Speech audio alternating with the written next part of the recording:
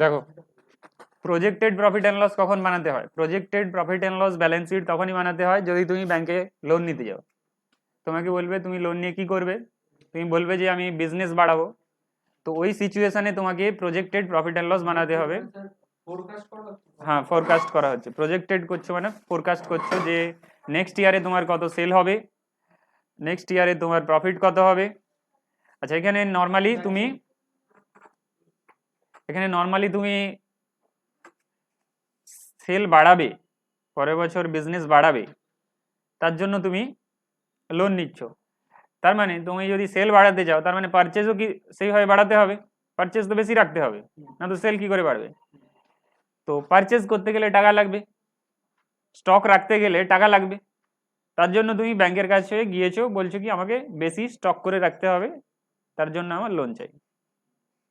Stock বাড়ালে তাহলে বাকি সব বাড়িয়ে বাড়িয়ে দেখাতে হবে, পারচেজ বাড়বে, সেল বাড়বে, সবকিছু বাড়বে। তোমাকে সবকিছু বাড়িয়ে একটা প্রজেক্টেড প্রফিট অ্যান্ড লস দেখাতে হবে, projected profit and loss balance sheet. এখানে যদিও ব্যালেন্স শিট নেই, তোমাদের শুধু প্রজেক্টেড প্রফিট অ্যান্ড লসটাই বানাতে হবে। ঠিক আছে, একটা সাইড দেওয়া রয়েছে অ্যাকচুয়াল ডেটা, একটা কলামে দেওয়া রয়েছে অ্যাকচুয়াল ডেটা, আর একটা কলামে দেওয়া রয়েছে প্রজেক্টেড ডেটা। এখানে আমি ডেটটাকে চেঞ্জ করে কারেন্ট ডেট করে নেব। এটাকে কত করে নেব, যে ইয়ারটা শেষ হয়ে গিয়েছে। কোন ইয়ার শেষ হয়ে গেছে? 2021 শেষ হয়ে গেছে, এটা তাহলে অ্যাকচুয়াল ডেটা। প্রজেক্টেড কি হবে? প্রজেক্টেড হবে 21-22। তাহলে সিমিলারলি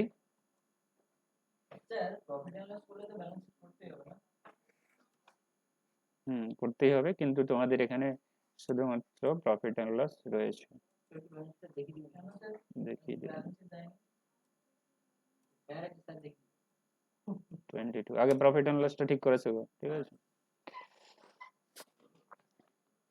তাহলে কেউ কি বলে দেবে যে কতটা বিজনেস তোমার বাড়বে? যে বিজনেসম্যান সেই জানে যে সে কতটা বিজনেস বাড়াতে চাইছে। হ্যাঁ, সেটা বড় অর্গানাইজেশনের ক্ষেত্রে। ছোট অর্গানাইজেশনের ক্ষেত্রে কার উপর ডিপেন্ড করছে?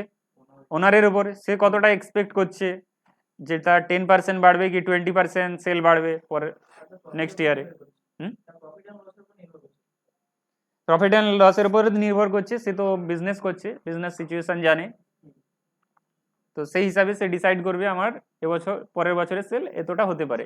সাপোজ এবছরের সেল 6 লাখ হয়েছিল, পরের বছর 7 লাখ কি 8 লাখ হবে, এস্টিমেট একটা করবে। 10% বাড়বে কি 20% বাড়বে, সেই হিসাবে তোমাকে সবকিছু বাড়াতে হবে, বাড়িয়ে তোমাকে profit and loss, projected profit and loss বানাতে হবে। তো এখানে আমরা কিছু ট্রানজেকশন রয়েছে, কিছু আইটেম রয়েছে যেগুলো অটোমেটিক বসাতে হবে। যেমন ক্লোজিং স্টক, আগের বছরের যে ক্লোজিং স্টক এবছরে কি হয়ে যাবে? ওপেনিং হয়ে যাবে। তো তোমার এই যে কলামের একটা বক্স ফিল হয়ে যাবে, কলামের একটা বক্স ফিল হয়ে যাবে, তাহলে এটা কি হয়ে যাবে?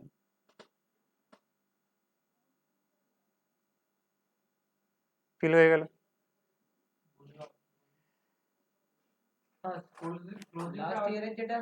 লাস্ট ইয়ারে যেটা ক্লোজিং স্টক, ওপেনিং স্টক হয়ে গেল। বাকি ডেটাগুলো এবার ফিল করতে হবে, এটাই তো ক্লোজিং স্টক। ঠিক আছে,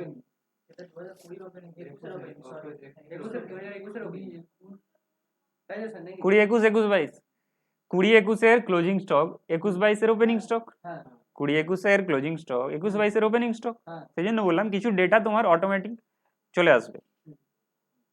তো এখানে আমি লিঙ্ক করে দিয়েছি, এখানে দেখো আমি ইকুয়াল চিহ্ন দিয়েছি, তো টাইপ তো করিনি।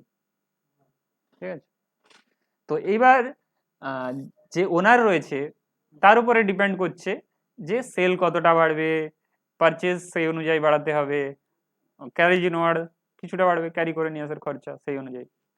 তো আমরা ধরে নেব এখানে আমরা সেলকে কত পার্সেন্টেজে বাড়াবো, 20% করে বাড়াচ্ছি। তুমি যে কোনো বাড়াতে পারো, যেহেতু এখানে ওনারের উপর ডিপেন্ড করছে, যে বিজনেস করছে তার উপর ডিপেন্ড করছে। হ্যাঁ, হ্যাঁ, সবকিছুর উপর ডিপেন্ড করে। এখানে আমরা একটা পার্সেন্টেজ নিয়ে নেব সেই হিসাবে বাড়াবো। এখানে তো কোনো বিজনেস মেনশন করা নেই যে এই বিজনেস ক্লথ বিজনেস কি রাইস বিজনেস, এরকম কিছুই বলা নেই। তো আমরা একটা পার্সেন্টেজ নিয়ে বাড়াতে থাকবো, ঠিক আছে, প্রপোর্শনেটলি। সেল যেভাবে বাড়াবো সেইভাবে পারচেজও বাড়াবো, ক্যারেজ ইনওয়ার্ডও বাড়াবো। মোটামুটি আমাকে প্রজেক্টেড প্রফিট অ্যান্ড লসটা কমপ্লিট করতে হবে। টেকনিক্যালি কীভাবে সেটা কমপ্লিট করতে হয়, বোথ সাইড ইকুয়াল রেখে, ডেবিট সাইড ক্রেডিট সাইড, সেটা আমরা শেখার চেষ্টা করব। তো প্রথমে তুমি কি করবে তাহলে, সেল বাড়িয়ে নেবে। সেল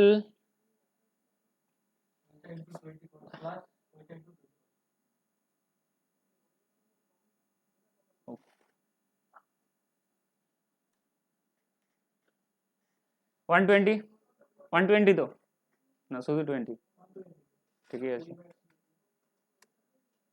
ও মাল্টিপ্লাই দেওয়া হলো না, এটা সিলেক্ট করার পর তো মাল্টিপ্লাই, ঠিক আছে 120%, ঠিক আছে। এবার চলে এসেছে। তাহলে তুমি এক্সপেক্ট করছো যে আমার সেল 20% বাড়বে, 21 লাখ ছিল হয়ে যাবে 25 লাখ, 25 লাখ সামথিং, তার বেসিসে করছো। এরপরে কোনটা পারচেজ চেঞ্জ করতে হবে, পারচেজ তুমি 20% বাড়াতে পারো বা 18%ও বাড়াতে পারো, যে কোনো পার্সেন্টেজ তুমি 20ও রাখতে পারো, এটা কোনো ঠিক নেই, ঠিক আছে। হ্যাঁ সেলের থেকে কম হবে কিন্তু বেশি হবে না, 20 18 এরকম রাখবে, এতে কোনো আইডিয়াল নেই, ঠিক আছে, কোনো আইডিয়াল নেই। আচ্ছা আইডিয়াল নেই, কিন্তু একটা কথা মাথায় রাখতে হবে, জানো তোমার এখানে আমি 20 দিয়েই বাড়াচ্ছি, ঠিক আছে, সেম রাখছি।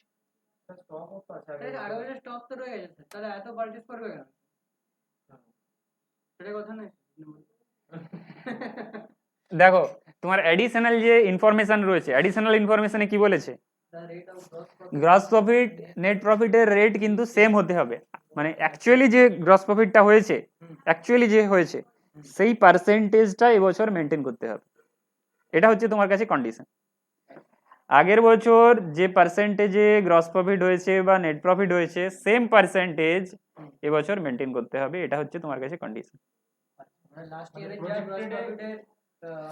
না অ্যাকচুয়ালের তো ডেটা দেওয়া রয়েছে, অ্যাকচুয়াল ডেটা থেকে তুমি কি বের করবে, gross profit ratio net profit ratio বের করবে। যে পার্সেন্টেজ বেরিয়েছে এবছরের গ্রস প্রফিটের পার্সেন্টেজ যেন সেম থাকে নেট প্রফিটের, হ্যাঁ প্রজেক্টেড, হ্যাঁ প্রজেক্টেড এর গ্রস প্রফিটের পার্সেন্টেজ নেট প্রফিটের পার্সেন্টেজ যেন সেম থাকে, কারণ এখানে বলা আছে দেখো অ্যাডিশনাল ইনফরমেশন, সে পার্সেন্টেজ সেম থাকে, পার্সেন্টেজ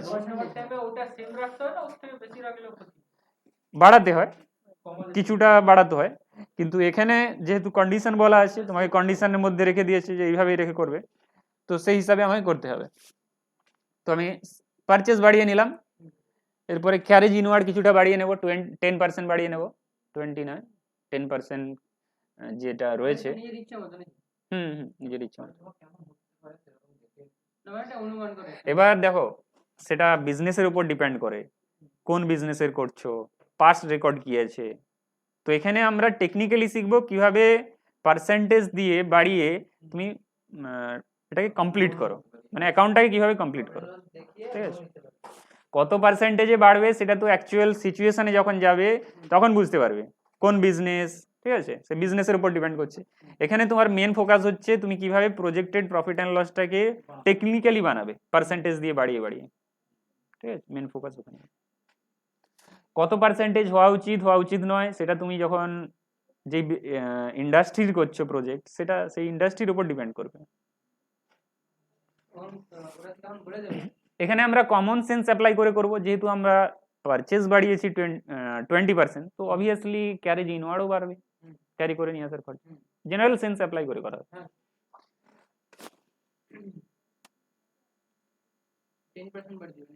10% বাড়ালাম,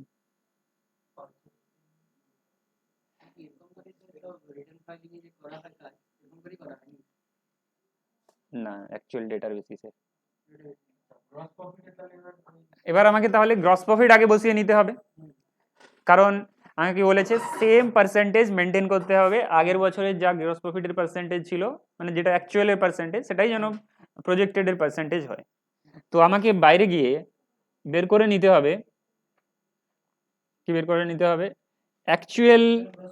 অ্যাকচুয়ালের গ্রস প্রফিট কি রয়েছে, মানে 2021 এর গ্রস প্রফিট কি রয়েছে। গ্রস প্রফিট রেশিও বের করার ফর্মুলা কি রয়েছে বলো।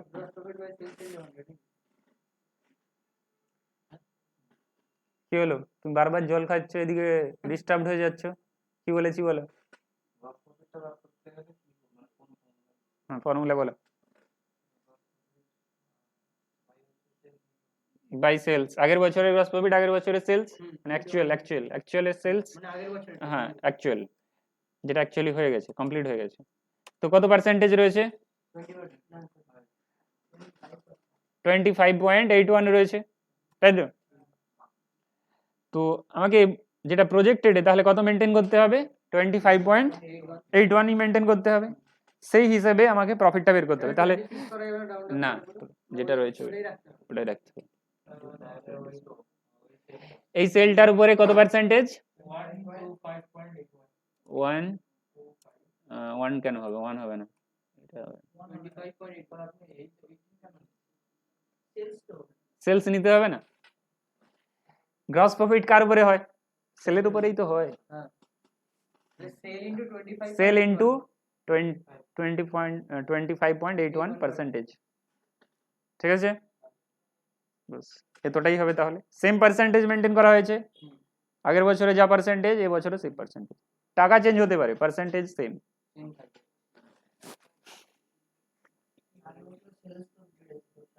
তাহলে সাম করো,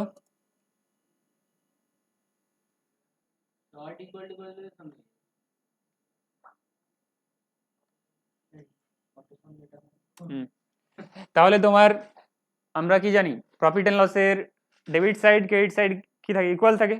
আমি তাহলে কোন সাইড আগে টোটাল করে নিলাম, ডেবিট সাইড টোটাল করে নিলাম, ওটাই কোন সাইডে বসাতে হবে, ক্রেডিট সাইডে, ক্রেডিট সাইডে এটাই বসাতে হবে, কারণ বোথ সাইড ইকুয়ালি হবে। তো এরপরে লাস্ট কাকে বের করব, ক্লোজিং স্টক, ক্লোজিং স্টক একেবারে লাস্টে বের হবে। তো এটা হচ্ছে টেকনিক্যালি কিভাবে ফিল আপ করতে হলো, কন্ডিশন মাথায় রেখে। কন্ডিশন কি, গ্রস প্রফিট পার্সেন্টেজ যেন সেম থাকে, তুমি যাই করো না কেন গ্রস প্রফিট পার্সেন্টেজটা সেম রাখতে হবে।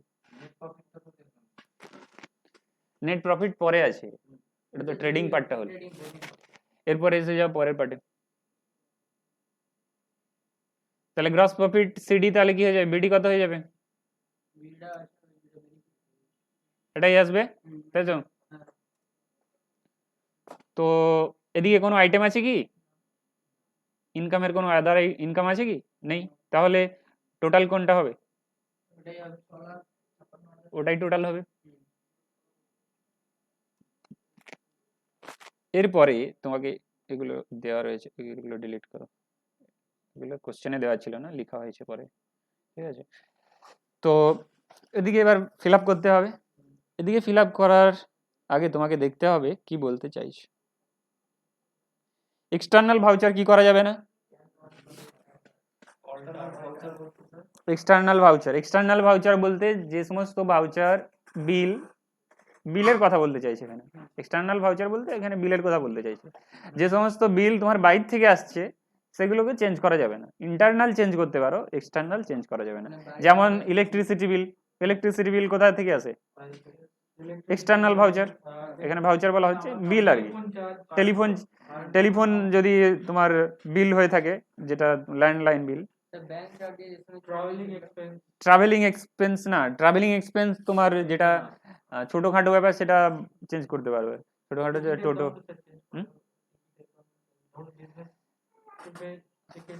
হ্যাঁ, তো এখানে সেই সব সিচুয়েশন এখানে তো বলেনি যে কোনটা বিজনেসে, এখানে জাস্ট ট্রাভেলিং বলেছে। তো এখানে আমি ধরেই নিচ্ছি কি,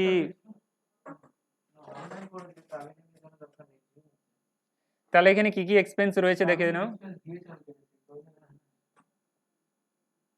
তাহলে স্যালারি বাড়ানো যাবে কি যাবে না, চেঞ্জ করা যাবে কি যাবে না, অল্টার করা যাবে কি যাবে না, স্যালারি অল্টার করা যাবে, ইন্টারনাল, তো ভাউচার কি বাইরে থেকে আসে, আসে না। তো ব্যাংক চার্জ যেটার ভাউচার কি পেয়ে থাকো, না, তো অল্টার করতে পারো। ইন্স্যুরেন্স প্রিমিয়ামের ডকুমেন্ট আছে, ডকুমেন্ট আছে, তো তো এখানে তো ভাউচার বলছে না, বিল ভাউচার, সেই সেন্সে বল। তো এখানে ইন্স্যুরেন্স প্রিমিয়ামের ডকুমেন্ট আসে থাকে, পেমেন্ট করলে তার বিল জেনারেট হয়, মানে রিসিপ্ট কপি পেয়ে থাকো। না, চেঞ্জ হবে না, ফিক্স থাকবে। তাহলে যেগুলো ফিক্স থাকবে আমি ফিক্স করে দিচ্ছি। তো ফিক্সড হেপ লিখে দিলে প্রিপেয়ার কি করে হবে? Electric charges, rent, rent change করতে পারো, রেন্ট এগ্রিমেন্ট থাকলে কিন্তু চেঞ্জ করতে পারবে না। তাছাড়াও তুমি যখন বেশি টাকার রেন্ট দেবে, তুমি দেখবে রিসিপ্ট কপি চাইবে। রিসিপ্ট কপি তুমি যদি ডিমান্ড করো, তাকে সে রিসিপ্ট কপি দিতে বাধ্য। তোমাকে রেন্ট দিলাম, রিসিপ্ট কপি দাও। তো এখানে তুমি চেঞ্জ করতে পারো, কোনো অসুবিধা নেই, কারণ নর্মালি হয় না ছোট বিজনেসের ক্ষেত্রে, কারণ তুমি যে ফিগার নিয়ে কাজ করছো এটা স্মল বিজনেসের ক্ষেত্রে, ঠিক আছে? তুমি চেঞ্জ করতে পারো, কোনো অসুবিধা নেই। এখানে আমি ফিক্সই রেখে দিলাম, চেঞ্জ করলাম না, এক্সটার্নাল ধরে নিলাম। টেলিফোন চার্জেস কি করবে? চেঞ্জ হবে না। এবার তুমি যদি মোবাইল রিচার্জের কথা ধরো, তাহলে কিন্তু তুমি চেঞ্জ করতে পারো, কিন্তু ওর তো বিল আসে না, এক্সটার্নাল ভাউচার কোনো পাওয়া যায় কি? পাওয়া যায় না। তো এটা যদি ল্যান্ডলাইন হতো সেটা তুমি করতে পারতে না।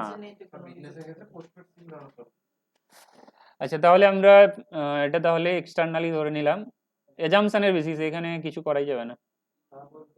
স্টাফ ওয়েলফেয়ার চেঞ্জ হবে, ট্রাভেলিং এক্সপেন্স চেঞ্জ হবে, আর ডেপ্রিসিয়েশন সেম থাকতে পারে। যদি তুমি স্ট্রেট লাইন ফলো করো তাহলে কি হবে?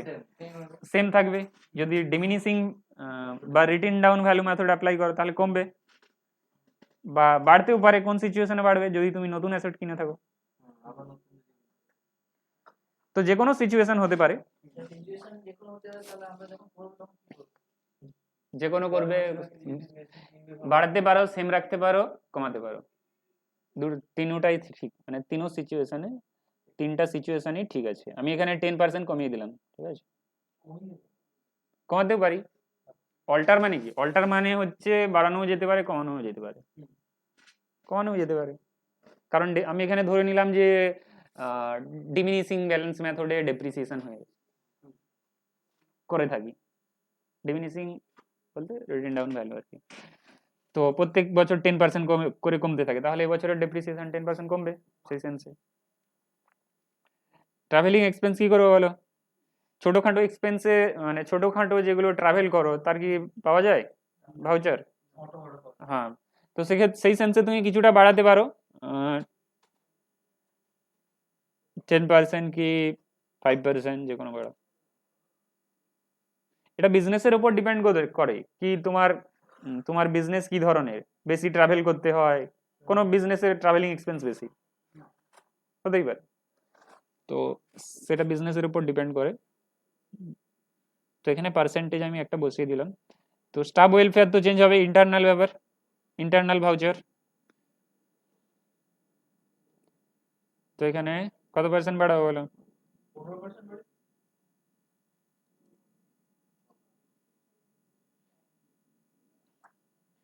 এখানে যদি পার্সেন্টেজটা না দাও তাহলে কি সিচুয়েশন হবে বলো তো? তো পরীক্ষাতে ওই ভুলটা হয়ে থাকে, ঠিক আছে? 115 লিখে দিয়ে এন্টার দিয়ে দিলে, এখানে কিন্তু তোমাকে কি দিতে হবে? পার্সেন্টেজ দিতে হবে। কখনো কখনো তুমি আবার শুধু 15 লিখে দেবে।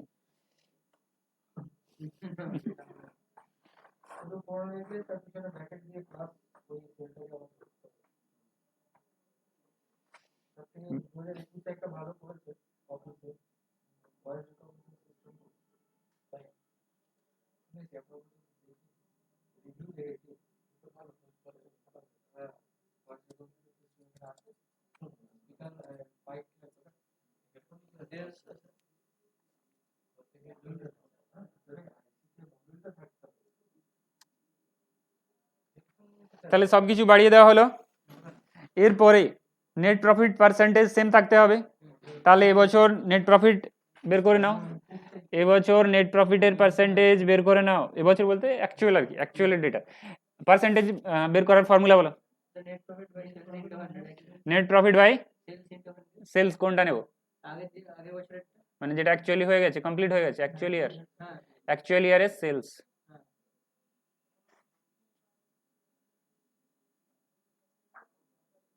এখান থেকে দেখে নেই বছরটা করব।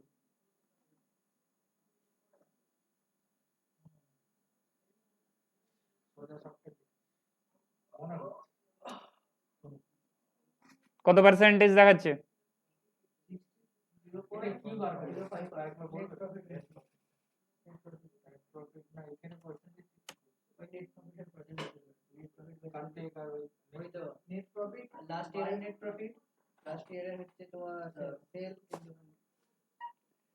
ঠিক আছে, তাহলে কত পার্সেন্টেজ বেরিয়েছে আগের বছরের? 5.18। তাহলে আমি 5.19 ধরতে পারি।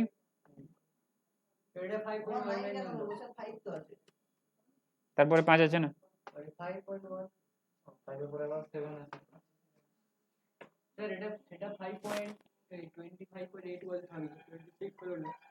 কি 26 করে? আরে ডেসিমেল নিয়েছি, এখানে ডেসিমেল 26 কেন করতে?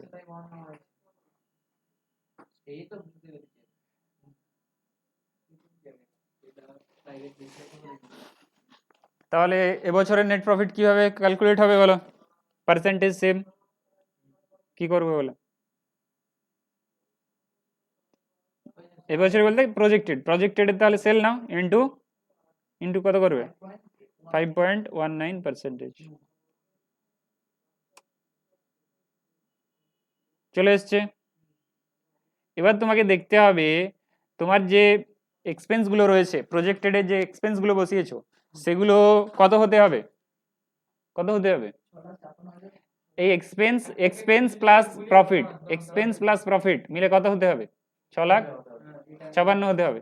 তো তোমাকে এখানে গিয়ে দেখতে হবে যে ওর টোটাল, কার টোটাল? এক্সপেন্স প্লাস প্রফিটের টোটাল 6,56,000 হচ্ছে কি? তাহলে কত শর্ট রয়েছে বের করো।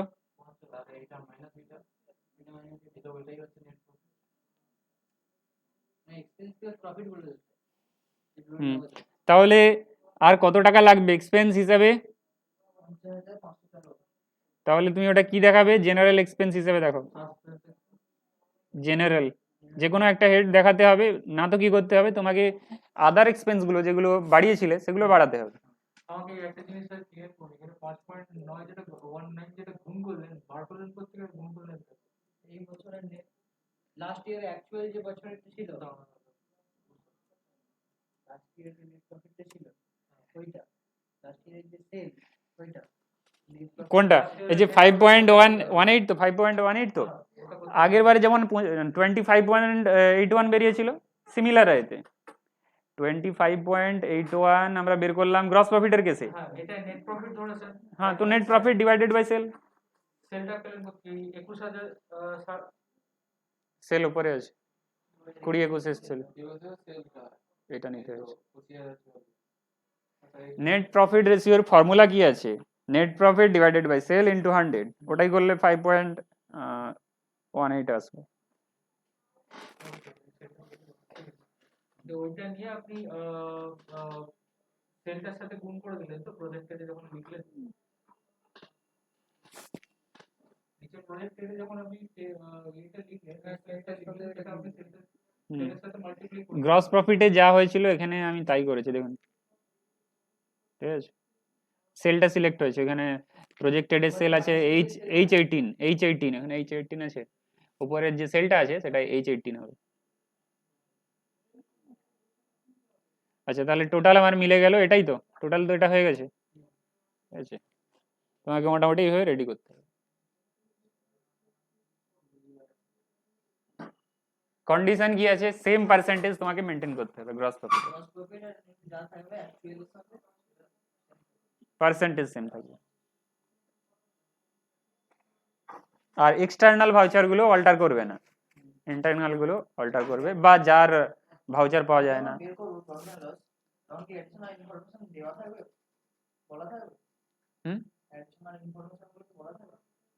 তুমি যখন করবে এটা তো কোশ্চেন পেপার মেনশন করা আছে। স্যার টেকনিক্যাল জায়গায় তো মানে অরিজিনাল যেখানে যেমন ফার্মে ফার্মে কাজ হবে তখন তো স্যার বলা থাকবে। তখন বলা থাকবে না, তোমাকে দেখতে হবে তুমি যেখানে লোন নিতে যাচ্ছ তার কি রিকোয়ারমেন্ট রয়েছে।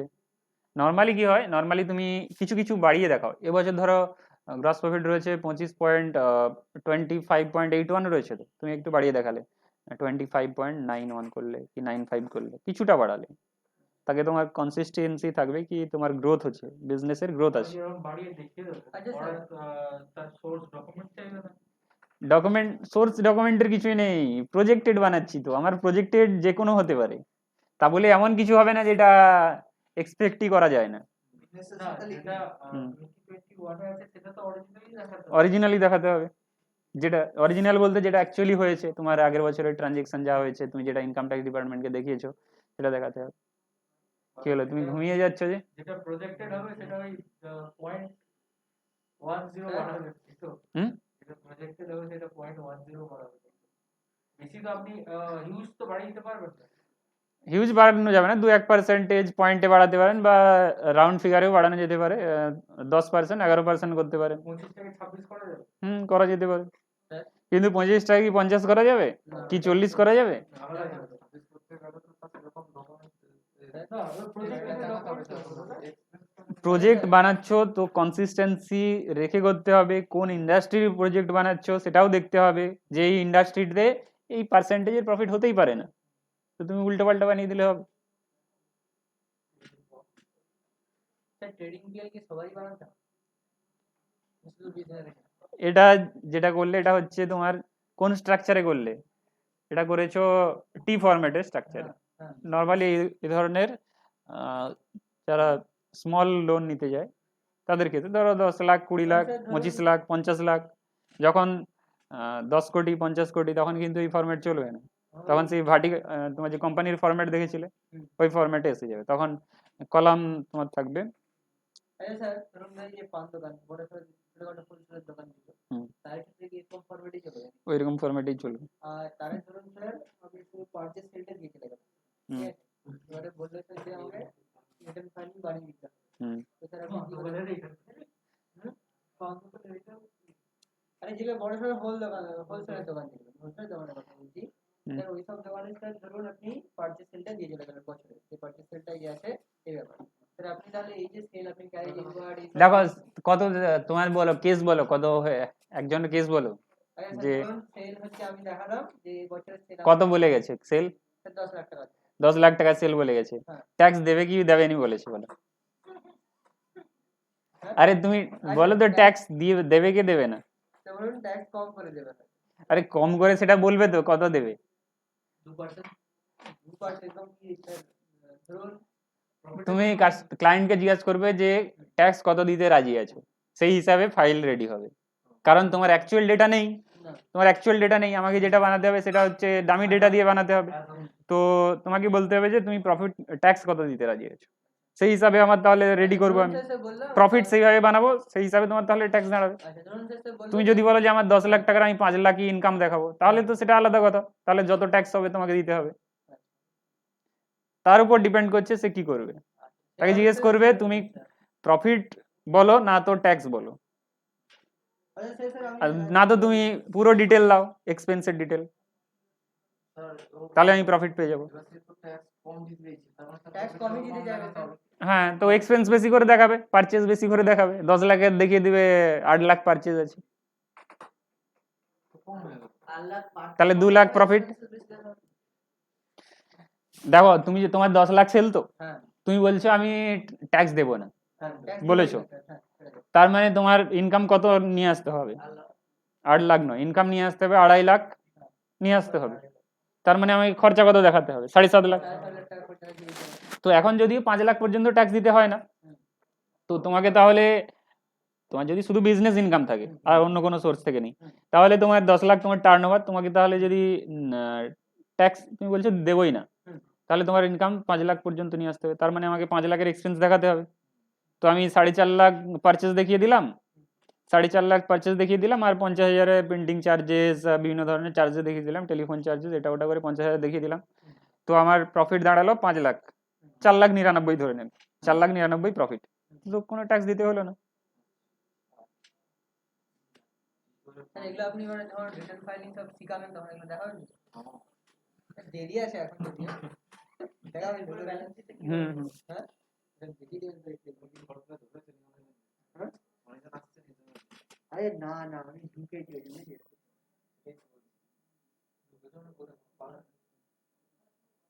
আমি কি আছে কত